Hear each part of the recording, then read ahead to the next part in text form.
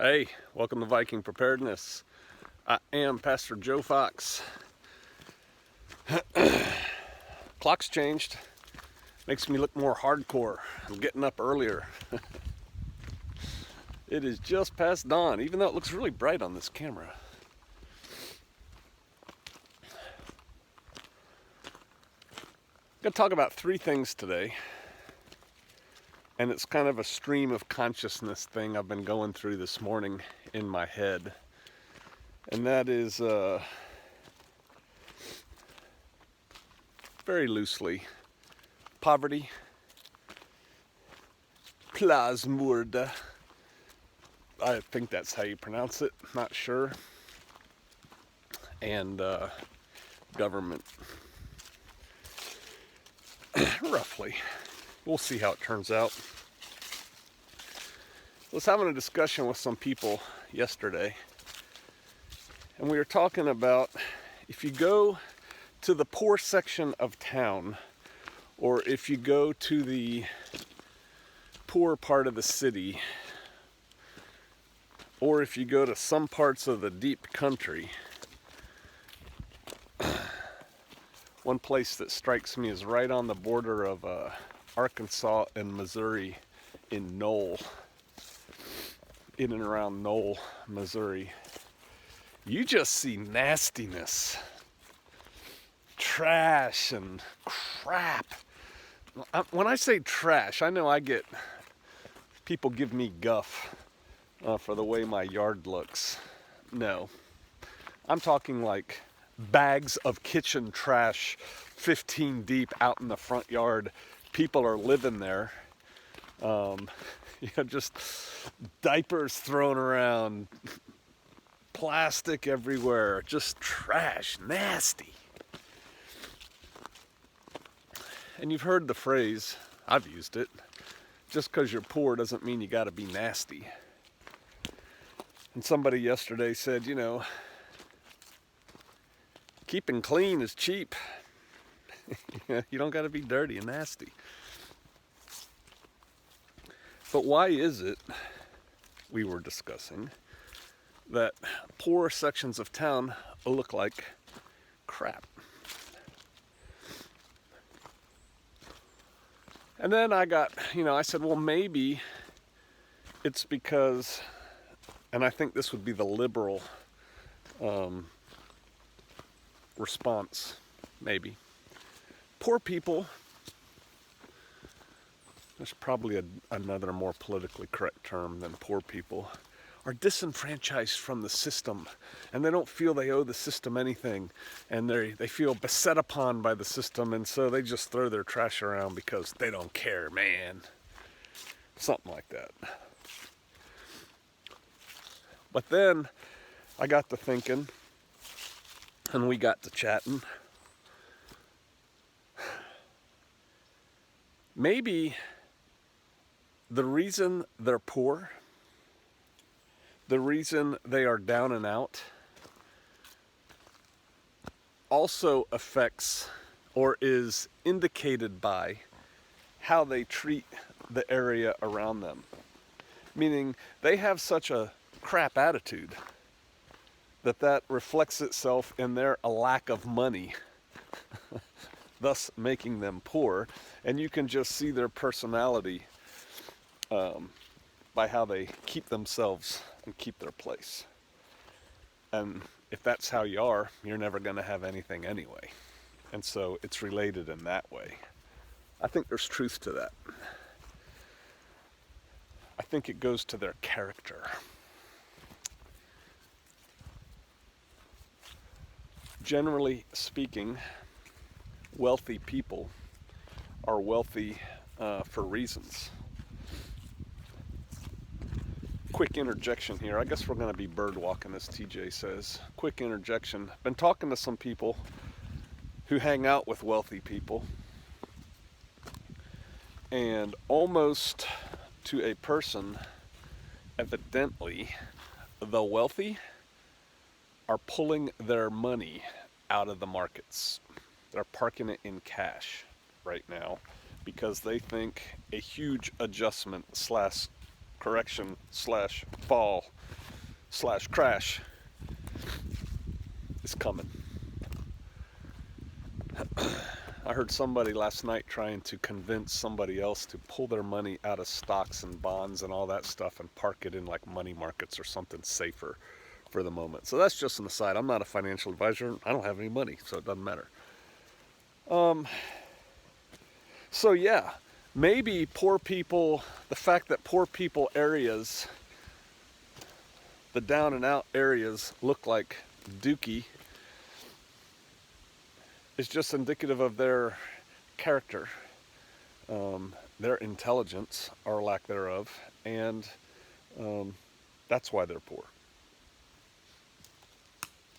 I think most rich people are intelligent and smart. Doesn't mean they're right, doesn't mean they're moral, doesn't mean they're nice, but they're generally pretty smart. They know how to work the system, right? So there's that thought. I was watching some videos today on the, because it touches my heart, the South African farm crisis. I just can't believe that the murders that are going on there are just so unreported in Western media. If it was reversed, if those white people were murdering those black people in like manners, we'd probably send the 82nd Airborne over there to prevent this humanitarian disaster, right? But crickets. And I was watching a Stephen, I don't know how to pronounce his name, Molyneux or something. Smart guy. I was watching a video of his on it, and he was talking about, a very small percentage of people who happen to be white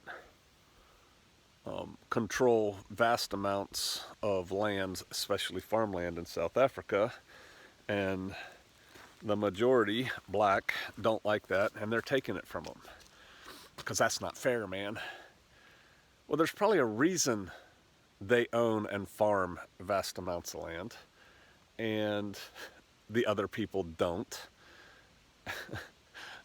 That part of Africa is not like Kansas and Nebraska, right? It's not beautiful, nice farmland. It's very dry and dusty, and so you have to work at it to get a farm going. And come on, I've said this before. When they succeed in kicking the white farmers off the farms, they are going to starve, just like in Zimbabwe. There's a civil war coming there, of one form or another. I don't know what the farmers are waiting for, quite frankly. I don't think they're getting stronger. These are just unrelated thoughts. I don't have I do have a general theme, but I'm not pulling to a conclusion. I'm just telling you what I was thinking about this morning. I was watching several different videos of a bunch of farmer families, groups getting together and training. And there was a lot of firearms training because, reporters and cameramen and producers, they like that, right? And it's like, wow, I wish somebody would teach them how to actually hold a handgun properly. Because several different groups of people, which, on the one hand was cool. It's like prepper groups, right? Like mags or teams or, tribe or whatever. They're getting together and they're doing training. Cool. And they're all lined up and they're all shooting their handguns at cool looking, military targets. Cool. And they just don't know how to hold their handguns. And no one's correcting them, which tells me the instruction isn't very good. And I just wish, somebody would go over there and teach them. And then I saw another video where some Israeli former commando was over there teaching them. And I just cannot stand the Israeli technique of carrying a gun with an empty chamber. That just drives me crazy, man. But, whatever. Somebody else pointed out in one of those videos where they're doing like a version of a shoot house. There's no sight. There's no rear sight on that rifle that he's shooting. What is up with that? Yeah. Amateurs, man. Amateur hour. But here you have a minority, a very small minority, evidently, in South Africa that makes the country go. And the majority has decided, we don't want you in charge anymore. We want the land. What are you going to do with it? What's your area look like now? Going back to the poor people and the nasty, just the nastiness.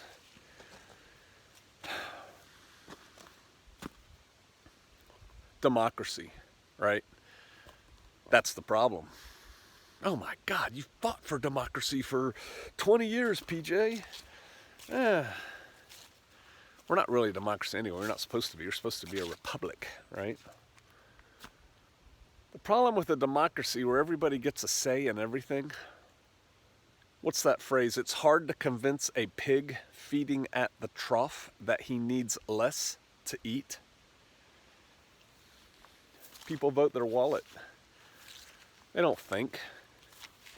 Heck, most Americans, I guess I'm a little bit negative this morning. Most Americans, I don't know that they necessarily vote their wallet so much as they vote their emotions. You know, without thinking. Well, he's mean. I don't want him to be president. I don't know. A mean leader might work out okay. No one will be a pushover. You know, he won't be a pushover or she for somebody. That was politically correct on my part. Leaders are typically male throughout history, human history.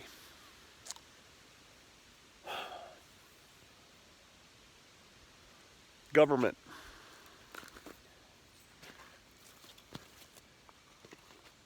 I think it's nice if the people can have a say in their government. But what, democracy came out of the Greeks, right? And the people were liberated. You know, not really. You know, you get the illusion that you actually have a say in how things are run. But at the end of the day, you know who's running things? The rich, smart people.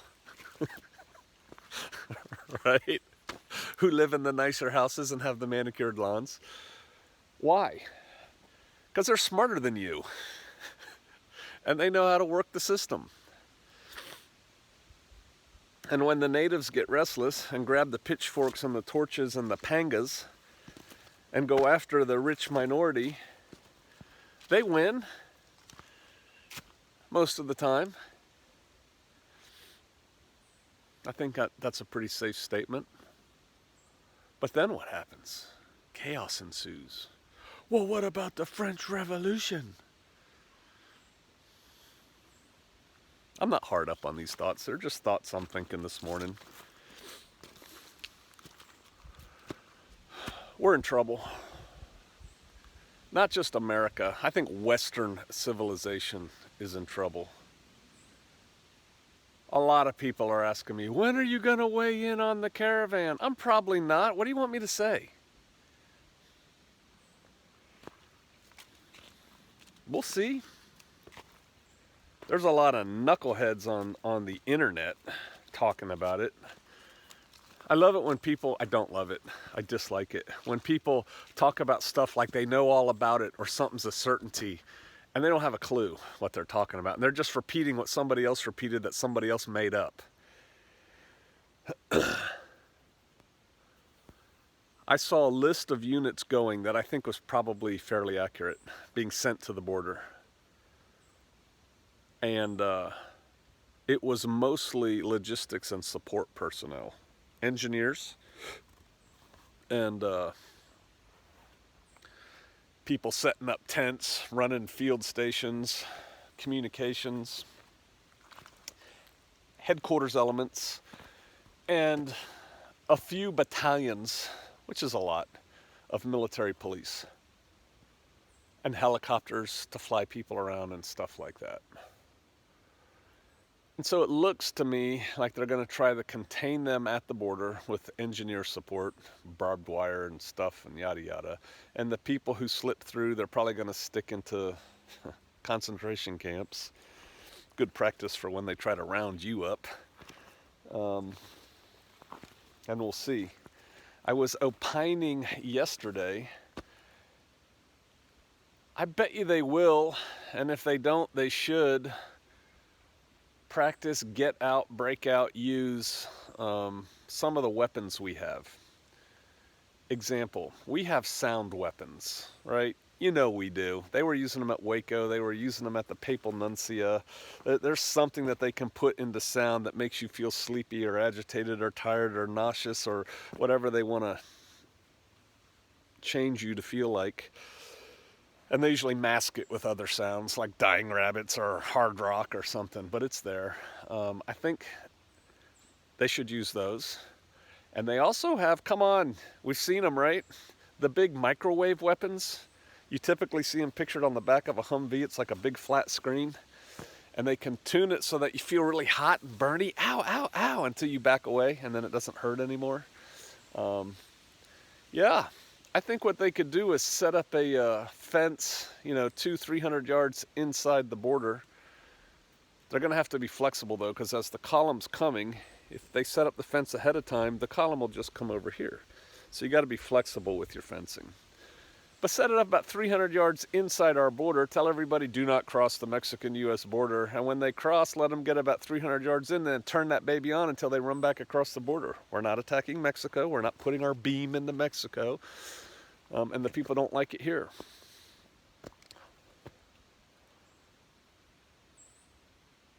A country is not a country without borders, without a decision of who gets to be a citizen of that country and who doesn't.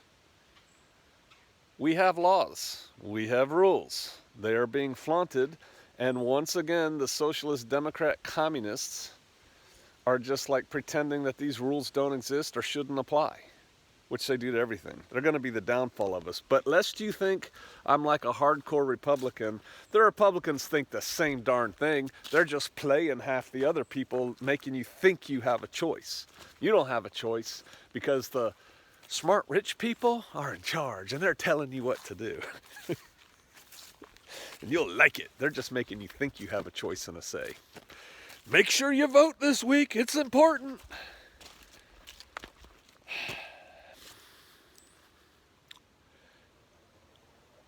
Oh, that was cool. Could you hear that? It was like, and I think it was pigeons. Whole flock of them.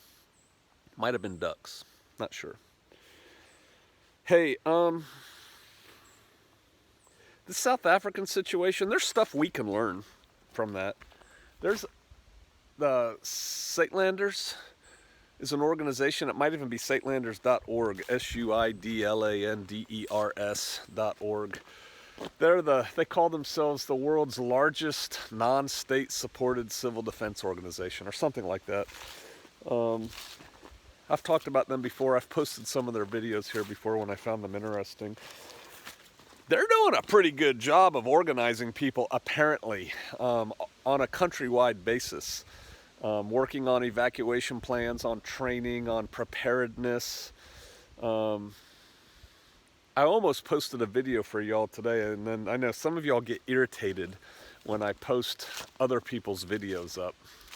Too bad, get over it. I'm not going to reinvent the wheel if I find something good. But it was of like a Doomsday Prepper-esque kind of thing. It was even done by National Geo. It could have been Doomsday Preppers in South Africa. Rich businessman, family, what he was doing to get ready. Man, he was squared away. He had like 3, I don't know, maybe they were the new Toyota FJs and these cool trailers with all this neat stuff. And I was like, wow, that's cool. That's money. But, he's doing the best he can with what he's got where he's at. Quite frankly, I think he ought to move. I say that all the time.